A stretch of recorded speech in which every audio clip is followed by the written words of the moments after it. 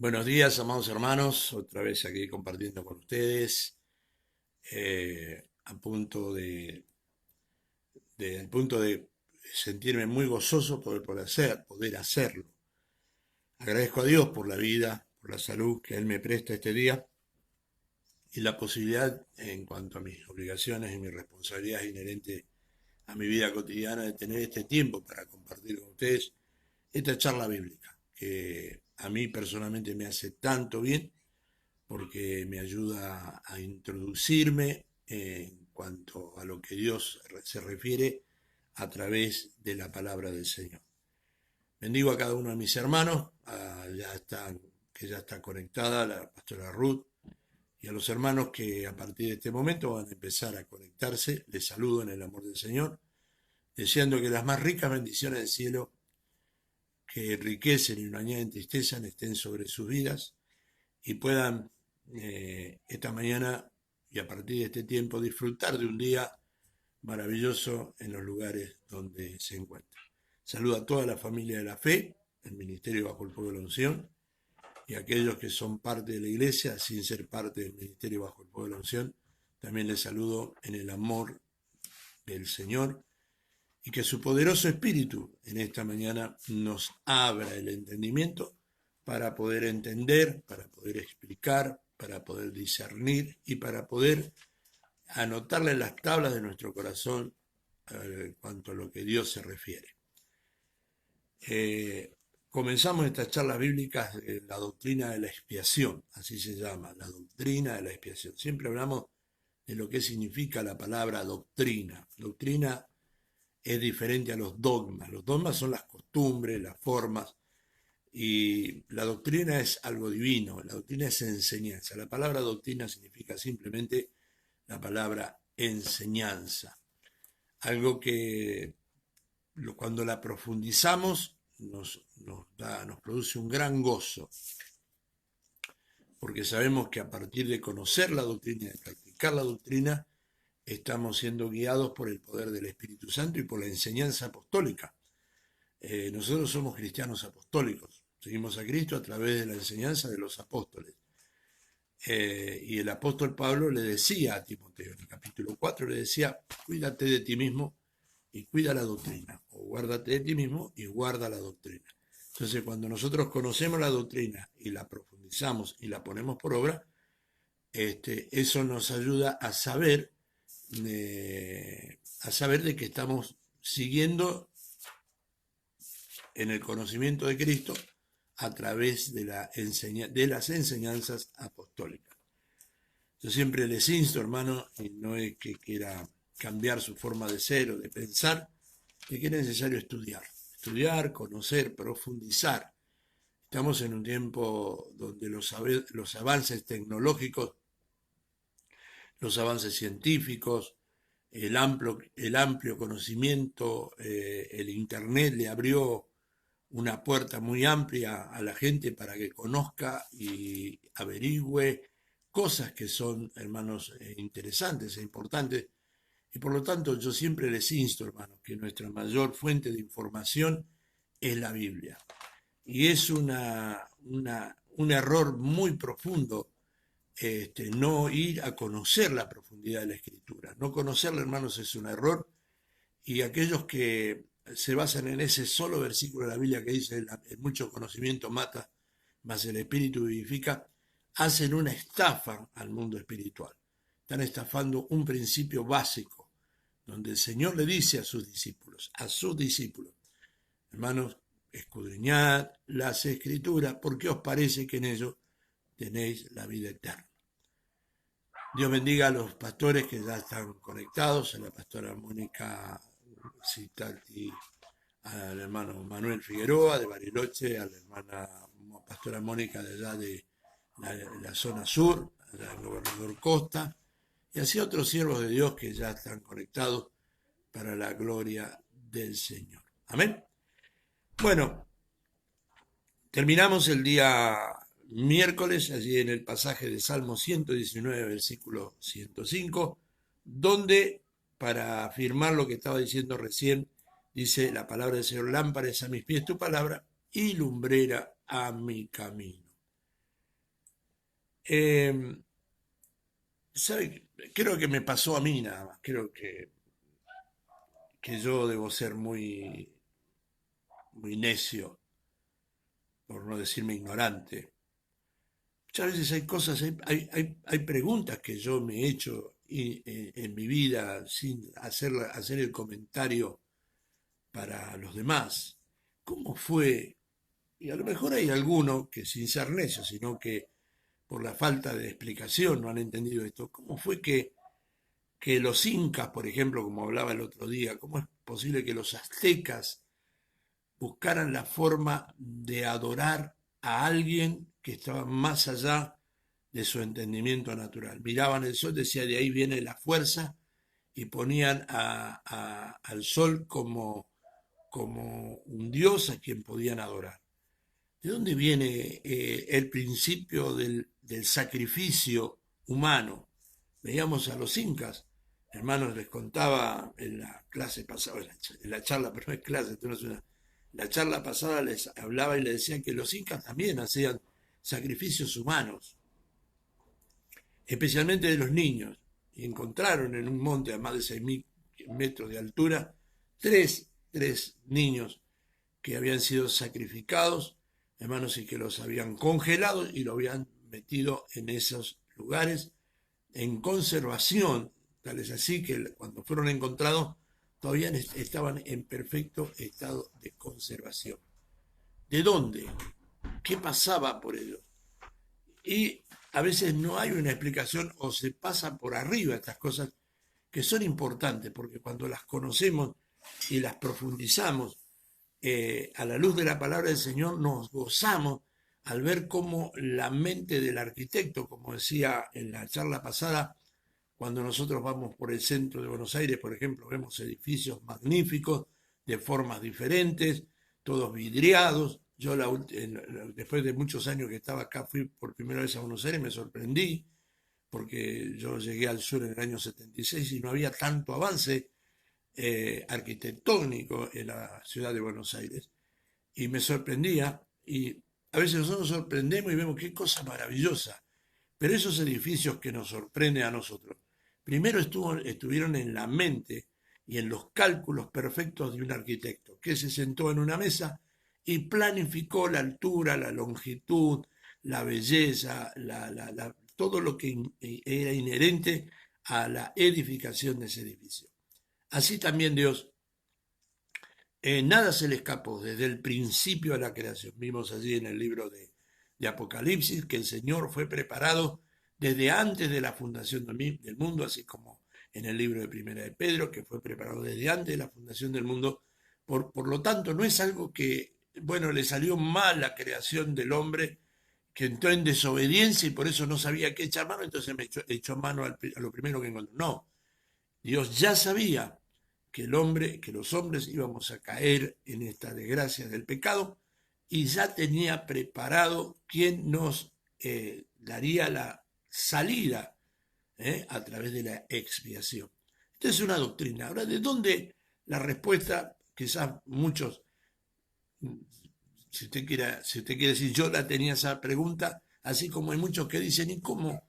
Hay mucha gente que está en las congregaciones y dice, pero a ver, ¿cómo es esto de que Adán y Eva tuvieron dos hijos varones? ¿De dónde salieron los otros hijos? ¿De dónde aparecieron la descendencia de Adán y Eva? Lo que el problema es que leemos y leemos mal o leemos de corrido sin interpretar lo que quiere decir la palabra del Señor. Y la escritura dice que el nombre de Eva significa madre de todos los seres vivientes. Quiere decir que no había dos personas en el huerto del Edén, ya había hijos en el huerto del Edén, madre de todo ser viviente. Algunos que toman este pasaje de la escritura como diciendo que en el huerto del Edén había fornicación, había adulterio. Hay una doctrina que se dice cristiana pentecostal que tiene este principio, que Eva engañó a Adán y bueno, había otro. No, ahí no hubo nada de eso. La Biblia no especifica, sí especifica que Dios le dijo, y después lo vamos a ver ahora, que le dijo a nuestros primeros padres que se fructificaran. No es que había otros para fructificarse. La Biblia no dice que había un José, que había un Pedro, que había una María. No, habían dos. Adán y Eva, nuestros primeros padres. Este es un principio de fe y seguridad y obediencia a la palabra de Dios. Todo lo que le agregue el resto son suposiciones, filosofías y huecas sutilezas. No voy a decir cuáles son los que piensan de esta manera, que en el huerto del Edén hay por ahí una independencia mental de un profeta, pseudo profeta, que dice esto. Pues no es así, no es así, la Biblia no lo dice y no hay iluminación, no hay otra revelación que no sea la palabra del Señor. No existe otra revelación. Esa es la revelación perfecta. Si yo digo que hay otra revelación basándome en la Escritura, estoy mintiendo o estoy tratando de hacer mentirosa la Escritura. Porque dice la palabra, el apóstol Pablo, inspirado en el Espíritu Santo, le dice a Timoteo que esta palabra es inspirada para enseñar, para corregir, para redarguir. Esta palabra, la que usted y yo conocemos. Alguna vez alguien me dijo, pastor, pero hay otros libros que estaban en el Mar Muerto, que allí, que acá, que pito y que flauta. Yo le dije, ¿sabe, hermano? Y me empezó a tratar de hacer cambiar y decir que nosotros estábamos basados en ese principio católico, apostólico, romano, que nosotros éramos apóstatas porque habíamos sacado, Martín Lutero sacó los libros apócrifos del libro de la Biblia, y ustedes son apóstatas, ustedes son, bueno. Yo le dije, ¿sabe? A mí la palabra del Señor, a mi Dios, a través de esta palabra que yo conozco y que me fue revelada a mí a través del amor y la misericordia de Dios, cambió mi vida y cambió mi historia. No conozco otra palabra. El día que conozca otra palabra, hay otros que hablan del libro de la Biblia de Enoch o del Evangelio de Enoch. Y, hermano, no se hagan más, no se hagan problema por estas cosas. También en este tiempo, el obispo de Roma, al que yo denomino, y me hago responsable de lo que digo, el falso profeta está diciendo que hay que cambiar la Biblia por traer una Biblia del siglo XXI. Que lo haga y se haga responsable. Y el que lo siga será muy necio, porque la palabra que usted tiene en su mano y que muy pocas veces, no siempre le da la importancia que tiene, es la palabra inspirada por el Espíritu de Dios. Entonces, para aquellos que a lo mejor tienen la misma idea que yo tenía, de dónde salió, por qué, de dónde apareció esto de la adoración aquí en el hemisferio sur, los mormones que andan enseñando y hablando del libro de Moroni, dicen que Jesús estuvo en Sudamérica, que estuvo, casualidad, como son pasados en Norteamérica, llegó a Norteamérica, habló con José Smith y le dijo, y ahí estuvieron, ¿no es cierto? Bueno, en un coloquio especial Jesús y José Smith. Yo no entiendo, no lo acepto, porque para mí la palabra del Señor no me dice eso. Pero sí, hoy quiero mostrarles un poquitito, aunque estamos hablando de la expiación, quiero leerles algo que a través de haber investigado, de haber buscado, de haber buscado información a la luz del Espíritu, pedirle al Señor que me revelara de lo que está aquí escrito en la palabra, no algo que se me ocurrió a mí. Creo que el principal error, lo que no entendemos esto, es pensar que el mundo conocido o el mundo, empiece a buscar allí en el libro de Génesis, capítulo 11, versículo, a ver, vamos a buscarlo, en Génesis, capítulo 11, versículo 1, allí vamos a encontrar el misterio, o sea, la revelación. Veo que todo tiene una revelación, y no en la mente del hombre, sino en la mente de Dios, la mente perfecta de Dios. Tus pensamientos no son mis pensamientos, más alto que tus pensamientos son los míos, más alto que tus caminos son los míos, nos dice el Señor. Génesis 11 dice, tenía entonces toda la tierra una sola lengua y unas mismas palabras. ¿Cuántas lenguas tenían? Una sola. Y aconteció que cuando salieron de Oriente, hallaron una llanura en la tierra de Sinar. Sinar está ubicada, anótelo por ahí si quiere, búsquelo en el mapa, búsquelo, hay muchísimas formas de buscar está en las fronteras de Babilonia y Turquía actual. Y se establecieron allí, anote esto porque es muy importante, hermano, porque vamos a entender otras cosas, de cómo, por qué el enemigo del pueblo de Dios, Irak, es un enemigo acérrimo del pueblo de Dios. Y se establecieron allí. Tenía entonces toda tierra, no dice una parte, toda la tierra. Ya sé, usted está pensando de dónde salieron todos los hombres de la tierra. Ángeles caídos, esa es la enseñanza del libro de el apócrifo de Enoc, que los ángeles caídos tuvieron relaciones con las hijas de Dios. Y no, nada que ver, hermanos, es otra historia. Y se establecieron allí y se dijeron unos a otros, vamos, hagamos ladrillo y cozámoslo con fuego. Y le sirvió el ladrillo en lugar de piedra y el asfalto en lugar de mezcla. Y dijeron, vamos, edifiquémonos una ciudad y una torre cuya cúspide llegue al cielo y hagamos un nombre por si fuéramos esparcidos sobre la faz de la tierra. Faz de la tierra. Y descendió Jehová para ver la ciudad y la torre se edificaban los hijos, la torre que edificaban los hijos de los hombres. Y dijo Jehová, he aquí, el pueblo es uno. Y todos estos tienen un solo lenguaje y han comenzado la obra y nada les hará desistir ahora de lo que han pensado hacer. Ahora pues, descendamos y confundamos allí su lengua para que ninguno entienda en lo que habla su compañero. Así los esparció Jehová desde allí sobre la faz de toda la tierra y dejaron de edificar la ciudad. Por esto fue llamado el nombre de Babel, porque allí confundió Jehová el lenguaje de toda la tierra y desde allí los esparció sobre la faz de toda la tierra. Nosotros creemos que el mundo conocido era el Oriente solamente, pero ahí dice la Escritura que salieron del Oriente. Salieron del Oriente. El Oriente, cuando hablamos de Oriente, estamos hablando de lo que nosotros circunscribimos geográficamente, Israel, Egipto, Babilonia, Asirio, pero hablaba de toda la tierra. Yo no sé cuántos años, cientos o miles, porque después de la caída Dios establece un tiempo de vida para el hombre. Pero Dios cuando forma al hombre lo forma con una eternidad. Yo no sé cuánto fue la dispensación edénica. Nadie lo puede decir.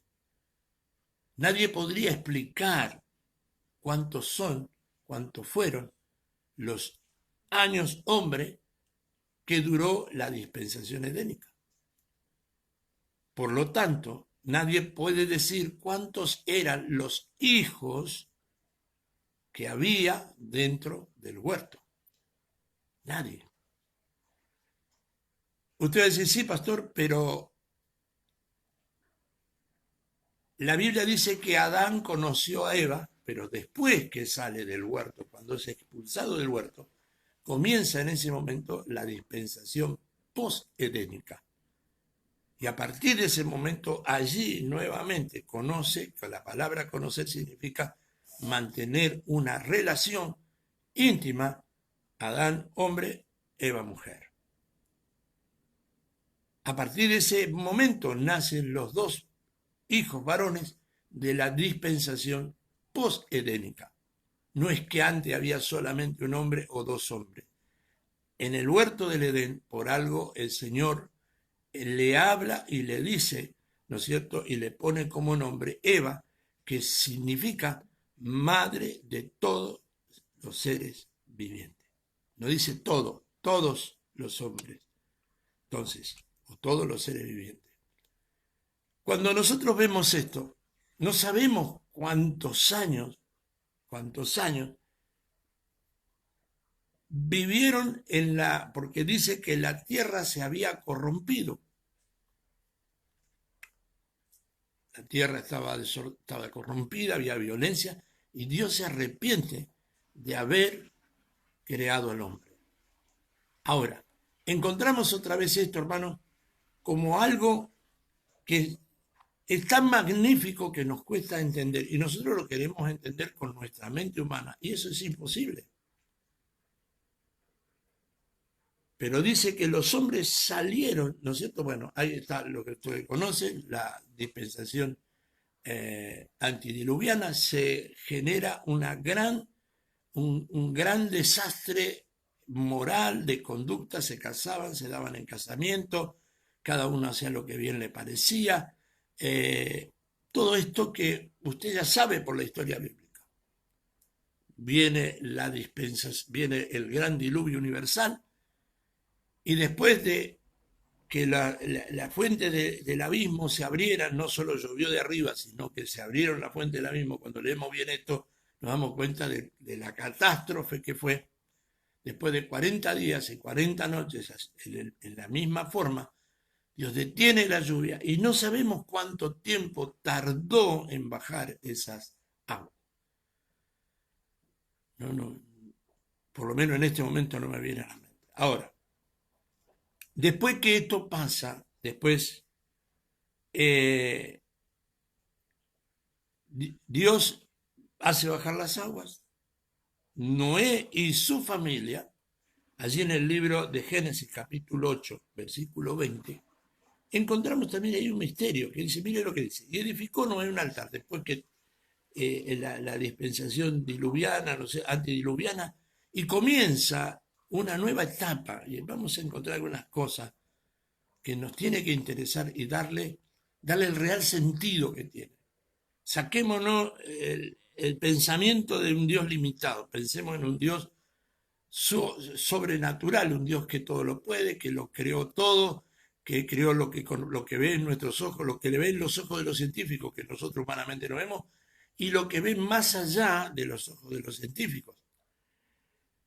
Y edificó Noé un altar a Jehová y tomó de todo animal limpio y de toda ave limpia, y ofreció holocausto en el altar, y percibió Jehová olor grato, y dijo Jehová en su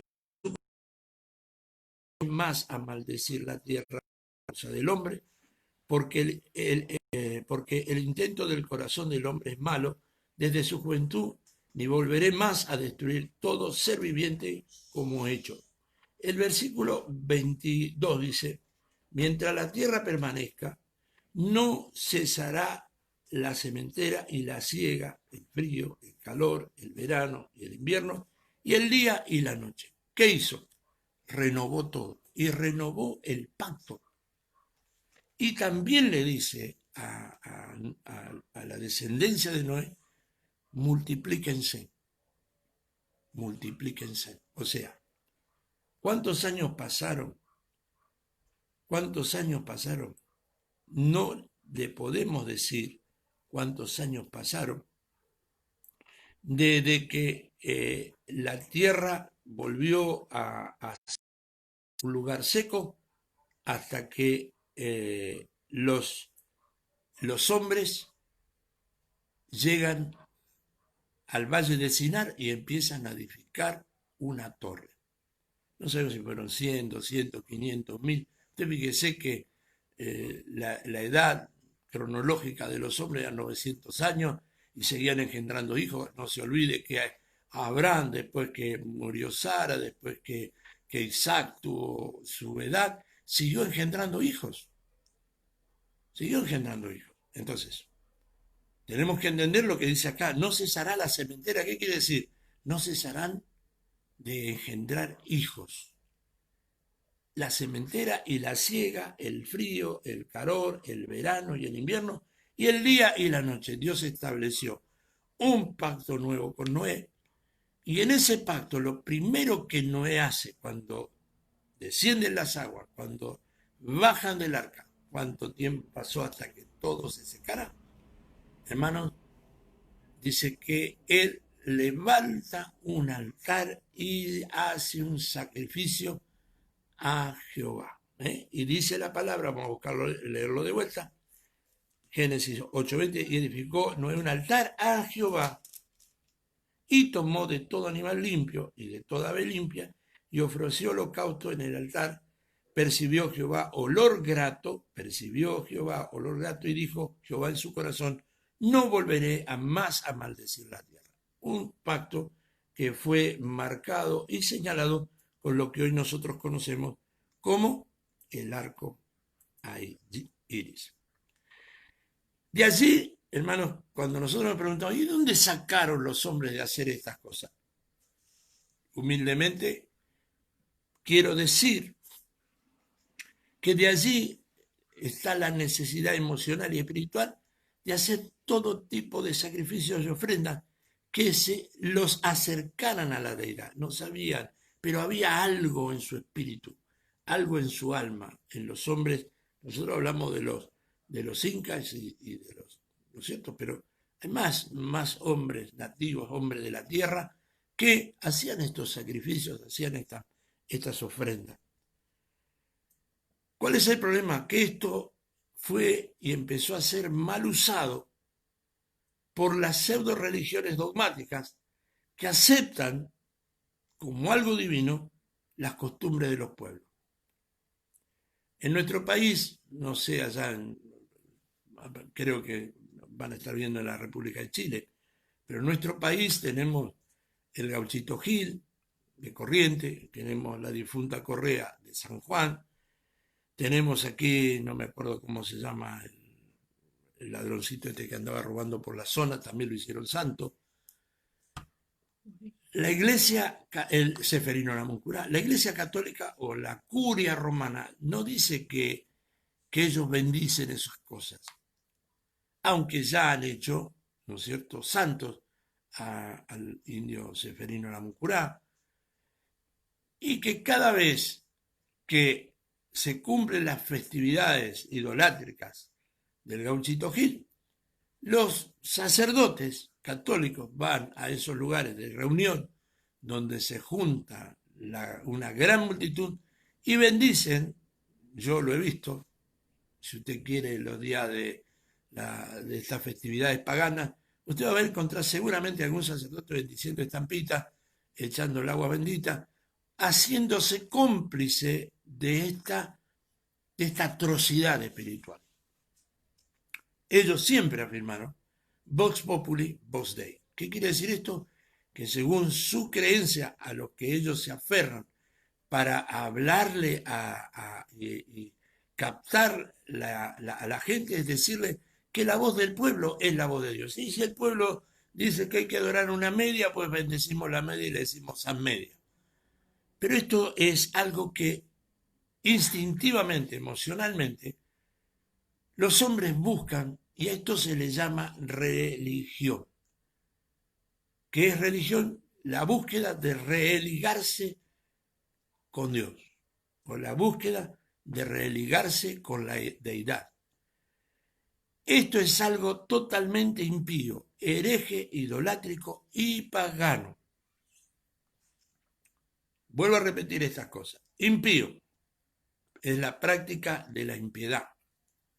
Hereje, juntar lo santo con lo vil, es herejía. Querer mezclar lo santo con lo vil es herejía. Y es idolátrico, algo que el Señor aborrece, que está establecido en su palabra, no en lo que a mí me parece, no en lo que ellos dicen, no en lo que la gente cree, sino lo que está establecido como mandamiento. No adorarás imagen de lo que está arriba en el cielo, debajo del cielo, en la tierra, debajo de la tierra, en las aguas, debajo de las aguas. Yo soy Jehová tu Dios, único, no hay otro. Y pagano, ¿por qué? Porque es una práctica del paganismo, de la ignorancia de conocer a Dios. Los hombres que practican estas cosas no tienen ignorancia, no es que no sepan, saben y sabiendo hacer lo bueno, hacen lo malo. Por lo tanto, tienen una doble condenación. La Torre de Babel, entonces, hermanos, representa la religión, ya que estos hombres del Valle de Sinar quisieron llegar al cielo. Dice, vamos a llegar al cielo. Y lo querían hacer por voluntad y esfuerzo humano. Lo mismo que las religiones y costumbres paganas que buscan con sacrificio reencontrarse con Dios, ignorando que hay un solo camino.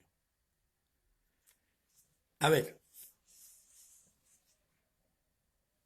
hace algún tiempo estábamos haciendo las charlas bíblicas 2 veces a la semana desde nuestro templo, y hablaba y compartía lo que en el libro de Zacarías, en la reconstrucción del templo de Jerusalén, cuando estaban culminando la reconstrucción del templo, aparecieron 2 representantes de las tribus que estaban en Samaria, y vinieron, de las 10 tribus que estaban en Samaria, vinieron y le preguntaron a Josué, el sumo sacerdote, que es la representación de Jesucristo, le preguntaron si seguirían ayunando, porque ellos ayunaban por la reconstrucción del templo.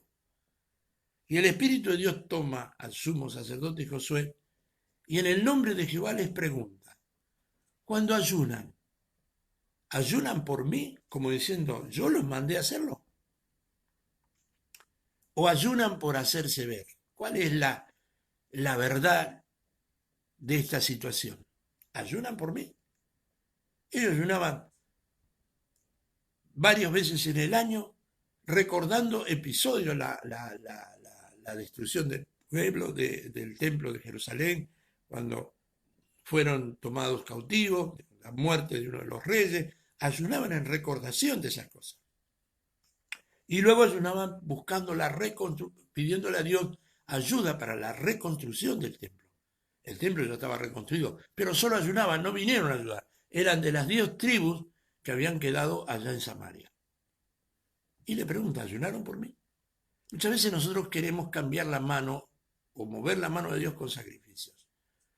Tengamos cuidado, hermano, porque el Señor le habla a través del profeta Isaías, y le habla en el capítulo 58 de cuál es el ayuno que el Señor quiere. Él les dice cuál es el ayuno que el Señor quiere. Y no es con sacrificio. Sacrificio al Señor no le mueve la mano. Lo único que le mueve la mano a Dios es nuestra fe. Nuestra fe.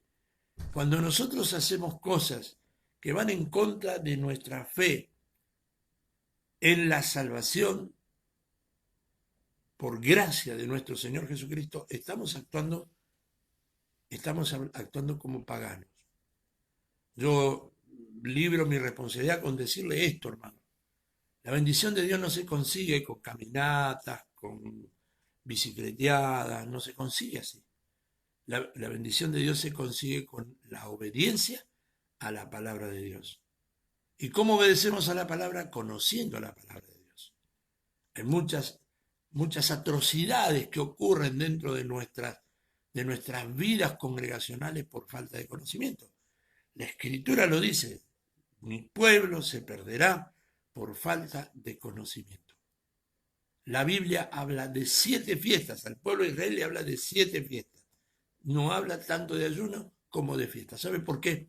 Porque cuando nosotros conocemos la Escritura, nos profundizamos en la Escritura, mamamos de la Escritura, la leche no adulterada de la palabra de Dios, de los pechos de nuestro Dios, bendito es el nombre del Señor, se transmuta nuestra tristeza en alegría y nuestro lamento en baile.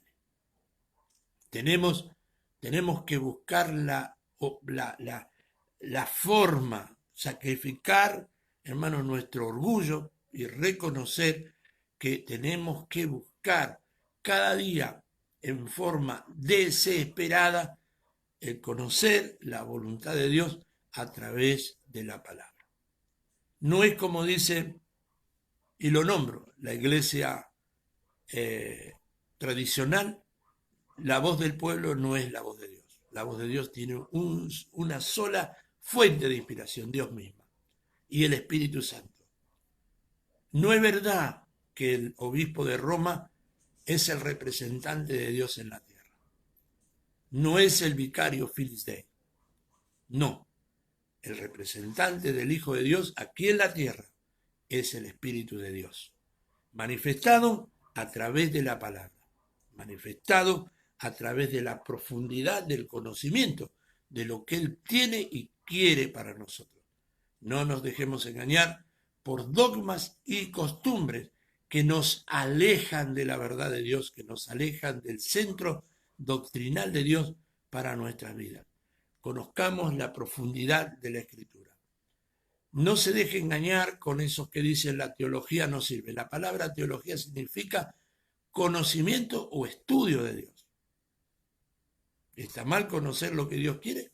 Hay mucha gente que entorpece nuestra mente, entorpece nuestro caminar, haciendo que nos desviemos, porque el enemigo lamentablemente usa, hermanos, lo que yo le llamo la vida hereje de las personas que mezclan lo santo con lo vil, hermanos, para guiarnos por sendas equivocadas. En el libro de los Proverbios, Salomón dijo, hay caminos que al hombre le parece derecho, pero que su fin es camino de muerte. El Señor nunca nos va a llevar a camino de muerte, sino que nos va a llevar a caminar de gloria en gloria hasta alcanzar la plenitud del conocimiento de Dios. Los hombres idolátricos buscan la forma, ¿no es cierto?, de reencontrarse con Dios, olvidándose que hay un solo camino. La Biblia dice en el libro de Juan, capítulo 14, Jesús les dijo, yo soy el camino y la verdad y la vida. Y nadie viene al Padre sino por mí. No olvidándonos que hay un solo mediador, no hay dos, ni tres, ni cuatro, no hay una virgen, no hay un santo, no hay un apóstol, no hay un profeta, no, hay un solo mediador. Una vez había una hermana del otro lado de la cordillera que tenía un lenguaje bastante práctico. Si yo puedo hablar con el dueño, ¿para qué voy a hablar con el inquilino? Nosotros creemos que, pastor, ore por mí porque si usted ora yo me voy a sanar. No, hermano, el pastor es un medio, es un vaso, que puede ser de honra o de deshonra. No espere la voz de un profeta, no espere la voz de un apóstol, espere y busque la voz de Dios a través de la inspiración divina, que es la palabra, y de la dirección de Dios, que es su Espíritu. La palabra del Señor dice que el Espíritu de Dios nos guiará a toda verdad y a toda justicia. Y que el Espíritu de Dios nos convencerá de pecado. Él nos convence. El Espíritu de Dios no necesita a una persona, sí, muchas veces en una experiencia sobrenatural puede usar a alguien para decir, mira, dice el Señor esto, de lo que ya está establecido en la palabra, no es algo que se le ocurra. Hoy hay muchas denominaciones que regalan títulos, profeta, apóstol, me levantaron como profeta, me levantaron como evangelista, y ya porque alguien nos puso la mano y dijo, vas a ser profeta, ya nos creemos profeta. No, estos son oficios que vienen inspirados por el Espíritu de Dios, no por ningún hombre. Y no necesita, yo recuerdo hace algunos años atrás, varios años atrás, en una conferencia que teníamos de la organización, se discutía si podía ser pastora, si había pastores en la Biblia, si no había pastora, algo que anda por ahí dando vuelta también. Y una hermana, pastora de esta congregación, dijo, sabe hermano, no pelees más. Lo hacíamos 2 días que estábamos discutiendo teológicamente a la luz de la palabra, unos decían que sí, otros decían que no, y al último era una sola discusión, en vez de hablar de cosas positivas, hablamos de estas necesidades. Y esta hermana se paró y dijo, porque la discusión era por ella aparentemente, porque era la única que estaba ejerciendo un ministerio estable, la única que estaba pastoreando en ese momento. El resto eran hermanas de la iglesia, le llamaban, no le decían la pastora, no, sino que la tenían, como a veces tenemos nosotros los hombres, a las mujeres para hacer empanadas nada más en el templo. Esta mujer estaba pastoreando, dirigía la obra y junto a su esposo. Y después de 2 días de discusiones, toma una iniciativa inspirada por el Espíritu y dice, hermano, no discutan más. ¿Para qué discuten? No discutan más si se van a hacer o no van a ser pastora. Aparte, yo sé quién me llamó a mí. Y con el ungimiento de ustedes, sin el ungimiento de ustedes, yo voy a seguir pastoreando o voy a seguir dando lo que Dios me dé. Y si esto significa ser pastora, gloria a Dios, lo hago. No necesito que ustedes pongan la mano, ni me honren, ni me unjan, ni me pongan cartel. Yo soy lo que soy porque Dios me apartó para ser lo que soy. Entonces, cuando alguien me diga, yo te voy a levantar de pastora, yo te voy a levantar de pastor, mire, si usted no tiene fruto de ese ministerio, no se ponga carteles que no le correspondan. No se quiera poner, como le quisieron poner a David, la armadura del rey, que le va a quedar grande. A mucha gente que le pusieron de cartel pastor, nombre de credencial de pastor, de obispo, de profeta, qué sé yo, y no son nada. Entonces, ¿cuál es el fruto de un pastor? Que pastorea un rebaño. ¿Cuál es el fruto de un evangelista? Muchos dicen, ahora cualquiera le dice, vos vas a ser evangelista. Y le dice, toma, soy evangelista. ¿Cuál es el fruto del evangelismo? Que gane almas para el reino, no que predique en el templo. No, yo quiero verte en el lugar donde, porque el evangelista es la punta de lanza, es el marín que sale al frente a pelear y a conquistar. Si hay esos frutos en ti, yo, aunque no te reconozca ninguna misión, te digo, sos un evangelista, porque te veo ganar almas. Yo conozco gente que no la ha ungido nadie, que anda acá a la calle predicando, que anda por la calle anunciando, y que no necesita ni un megáfono, ni un equipo, no. Van a la carnicería cuando van a comprar carne. Señor, uno de ellos, uno de nuestros jóvenes de nuestro ministerio, la gloria y la honra sea para Dios, ha salido conmigo, y no porque sale conmigo, sino porque yo lo he sabido de su ministerio, de su testimonio. Y donde va habla el Señor. ¿Por qué? Porque era un drogón y Dios lo sacó de la droga y hoy lo ha puesto como un padre de familia, como un buen esposo y como parte de la directiva de nuestro ministerio. No necesitas tener un cartel, no necesitas tener una credencial. Lo que necesitas es que se manifieste. ¿Y cómo lo hace? A través de el Espíritu de Dios que nos guía, que nos lleva, que nos enseña, que nos corrige y que nos instruye para caminar en todo camino de verdad. Conozca la Escritura, hermano. ¿Ven? Pero el apóstol Pablo, hermanos, hablando de esto, hermanos, de los hombres, yo recién estaba hablando de que en mi necedad no entendía esto de por qué en Sudamérica había este tipo de búsqueda de Dios. Pero hoy, y usted y yo estamos entendiendo que la genética que estuvo allá en Génesis 11 se marcó en la vida, ¿no es cierto?, a través de la dispensación postdiluviana hasta lo último de la tierra. Y por eso el apóstol Pablo escribe de esta manera. Uno dice, bueno, le hablaba a los romanos nada más. No, el apóstol Pablo, o el Espíritu de Dios inspirando al apóstol Pablo, le está hablando a todos los hombres. Romanos 1:19, porque lo que de Dios se conoce les es manifiesto, pues Dios se lo manifestó. Porque las cosas invisibles de Él, su eterno poder y deidad, se hacen claramente visibles desde la creación del mundo. ¿Desde cuándo? Desde la creación del mundo. Ahí encontramos, como parte de la historia de la creación del mundo, la dispensación edénica, la dispensación posedénica, la dispensación antidiluviana, la dispensación podiluviana. Y ahora vamos a ir al otro lado. Escúcheme. Desde la creación del mundo, siendo entendidas por medio de las cosas hechas, de modo que no tienen excusa. Pues habiendo conocido a Dios, no le glorificaron como a Dios, ni le dieron gracia, sino que se envanecieron en su razonamiento y su tonto o necio, con la palabra necio significa tonto, fue entenebrecido. Profesando ser sabios, se hicieron necios y cambiaron la gloria de Dios incorruptible en semejanza de imagen de hombre corruptible. Por eso es que hay tanto. Ojalá que algún día usted se introdujera, hermano, en el mundo del satanismo, no para meterse en el satanismo, conocer las deidades del satanismo. Y usted va a ver la similitud que hay, hermanos, en las imágenes del satanismo, de la umbanda, de la quimbanda, de toda esa cantidad de situaciones, con la santería que hay dentro del mundo religioso actual. Entonces, entenebrecidos profesando ser sabios se hicieron necios y cambiaron la gloria de Dios corruptible en semejanza de imagen de hombre corruptible. ¿Por qué tengo que besarle los pies a la imagen de San Pedro, de San Juan? ¿Por qué?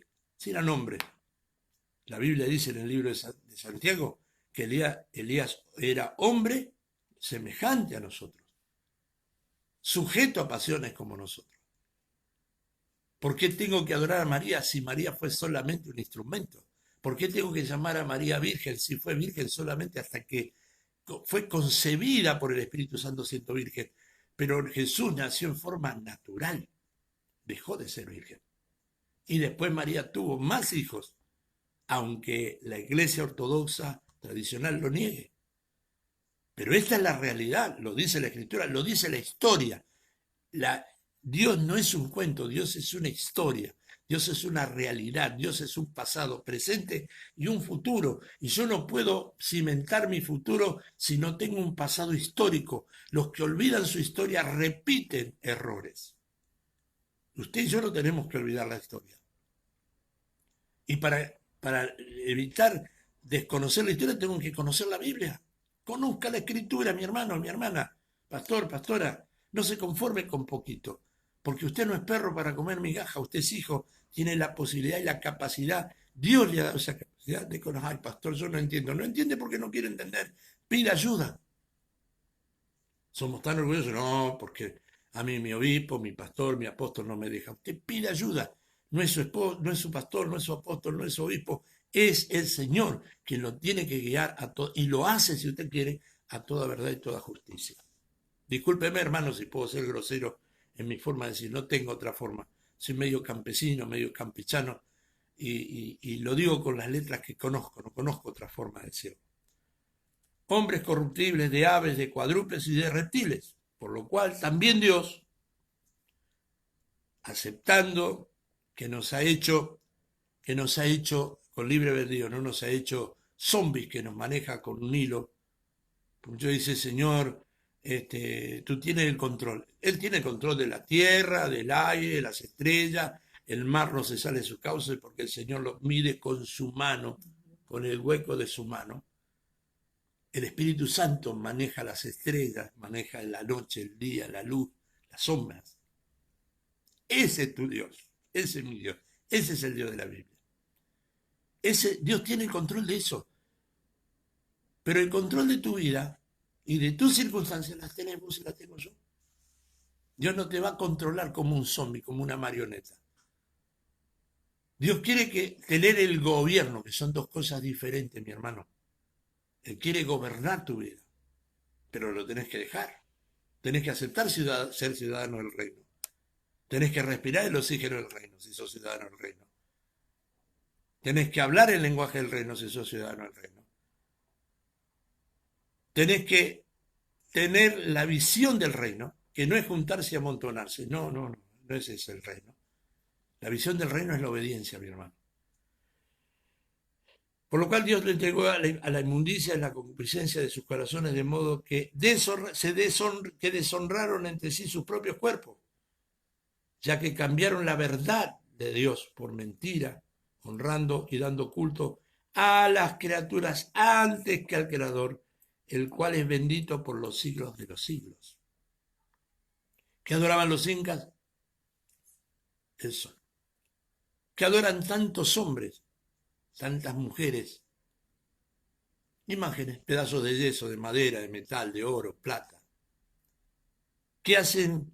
¿A quién adoran? Besan los anillos de los hombres. Deshonran su propia vida. Por esto Dios los entregó a pasiones vergonzosas, pues aún sus mujeres cambiaron el uso natural por lo que es contra naturaleza. Y de igual modo también los hombres, dejando su uso natural de la mujer, se encendieron en su lascivia unos con otros, cometiendo hechos vergonzosos, hombres con hombres, y recibiendo en sí mismo la retribución debida a su extravío. Bendito sea el nombre del Señor. En el versículo 28 dice, y como ellos no aprobaron tener en cuenta a Dios, fíjese, ayer estaba escuchando, Dios bendiga a una de las concejalas de apellido Márquez de nuestra ciudad. Hablaba de la igualdad en el conseguir trabajo, en las entidades públicas. Las transexuales quieren tener un porcentaje de ingresos al trabajo de gobierno. Y esta concejal dice, nuestra constitución dice que lo único que se necesita para tener un trabajo es tener idoneidad, no importa su deseo sexual, con quién se acuesta, con quién no se acuesta. Pero ¿por qué hacen esto? Porque el diablo, el enemigo de nuestra vida, nos avergüenza a la raza humana, haciendo que los hombres, que tenemos una característica física diferente a la de la mujer, nos vistamos como mujeres,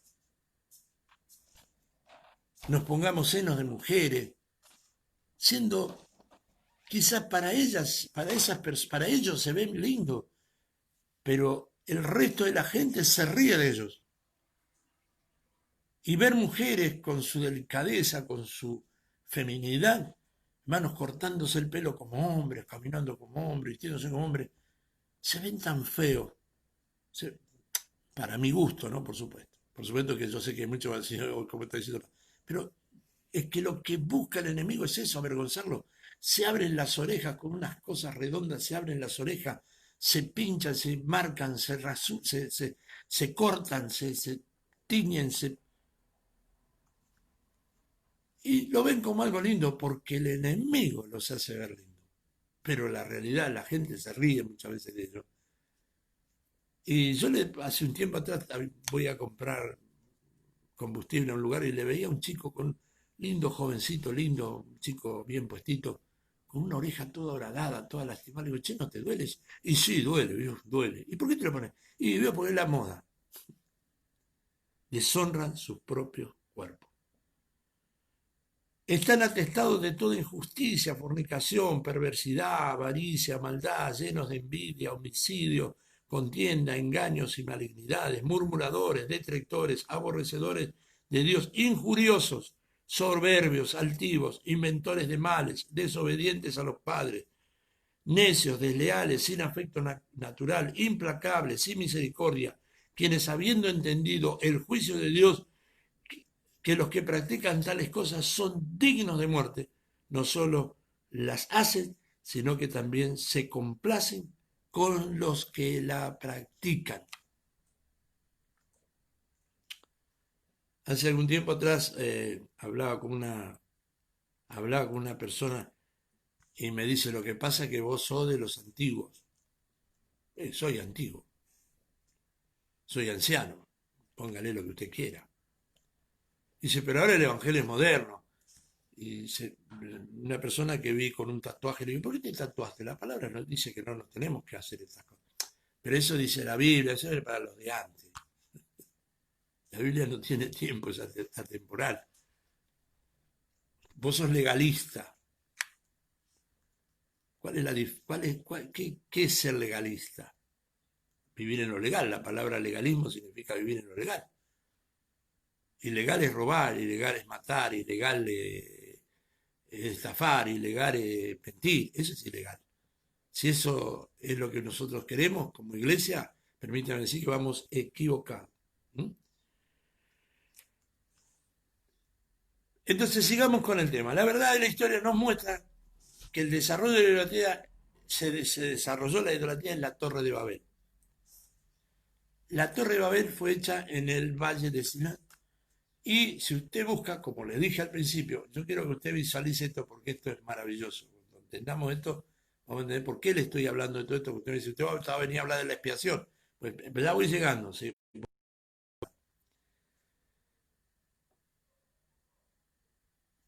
Dice que está en el límite entre Turquía e Irak.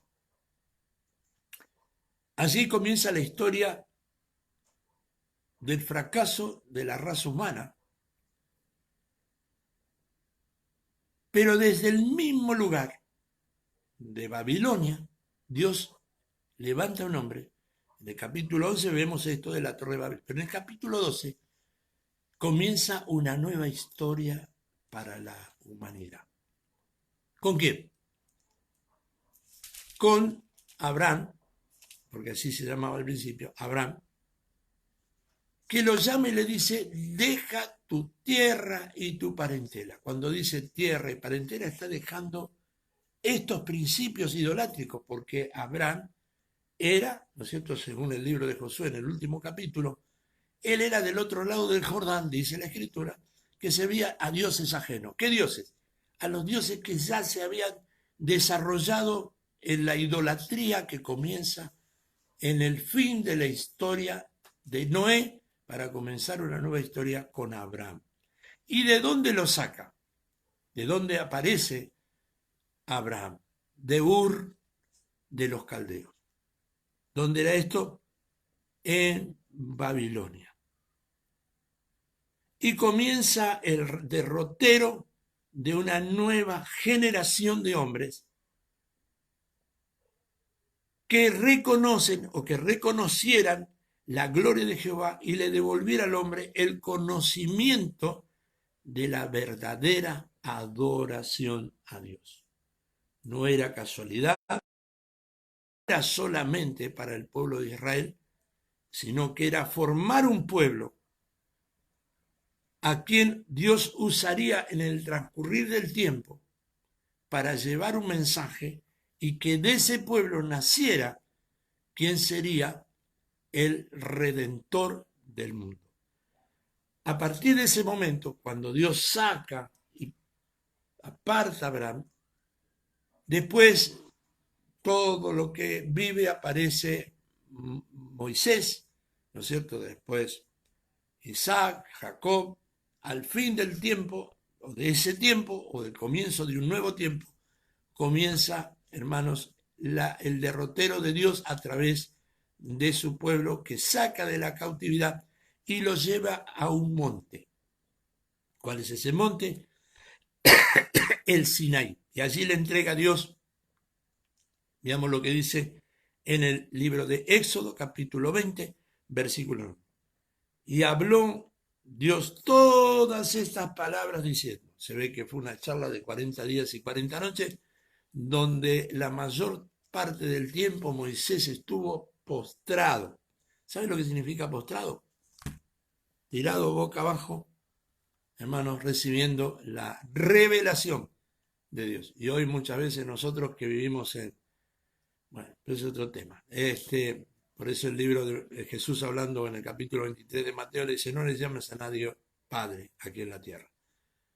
Hay muchos que de origen fariseico que se autodenominan padres y quieren que les llamemos padre, cuando nunca pagaron ningún precio. Este hombre de Dios, Moisés, pagó un precio muy alto. ¿Cuál fue? 40 días postrados en el monte, y allí recibió todas estas palabras. Yo soy Jehová tu Dios, que te saqué de la tierra de Egipto, de casa de servidumbre. Y dice, no tendrás dioses ajenos delante de mí. No te harás imagen ni ninguna semejanza de lo que está arriba en el cielo, ni abajo en la tierra, ni en las aguas debajo de la tierra. No te inclinarás a ellas, ni las honrarás, porque yo soy Jehová tu Dios, fuerte y celoso, que visito la maldad de los padres sobre los hijos, hasta la tercera y cuarta generación de los que me aborrecen, y hago misericordias a millares a los que me aman y guardan mis mandamientos. A partir de ese momento comienza un nuevo tiempo, donde se establece una serie de mandatos de sacrificios a Jehová en pos de la expiación del pueblo de Israel. Hasta aquí vamos a dejar hoy, hermanos. Mañana continuamos con este tema tan hermoso que es la doctrina de la expiación. Roguemos a Dios, hermanos, que nos guarde con salud, con vida, para que mañana, y buena voluntad, para que mañana podamos continuar con este tema que a mí me apasiona, conociendo el pasado para conocer mi futuro. Esto es lo que Dios quiere de ustedes, que no quiere que vivamos ignorando las Escrituras. Eso es lo que quiere el mundo, eso es lo que quiere la religión. Eso es lo que quieren los hombres de mala voluntad, que procuran que los hombres no conozcan la verdad, porque el conocer la verdad los hace libres. Y a veces los hombres que no conocen la Escritura, que no profundizan la Escritura, son esclavos del voluntarismo humano o del voluntarismo religioso, que los hace hacer cosas que no están establecidas en la palabra y que la gente hace por ignorancia o por el deseo, como los incas o como los aztecas, de hacer sacrificios que el Señor no quiere. El Señor no quiere que te zanjes. Yo no sé si alguna vez usted leyó poco de la historia de la iglesia. Léala, le va a hacer bien. Lea la persecución de la iglesia católica al pueblo evangélico. Léalo. En Francia, en una noche, hubieron más de 50.000 muertos por no negar su fe en Cristo, por no abrazar el paganismo católico.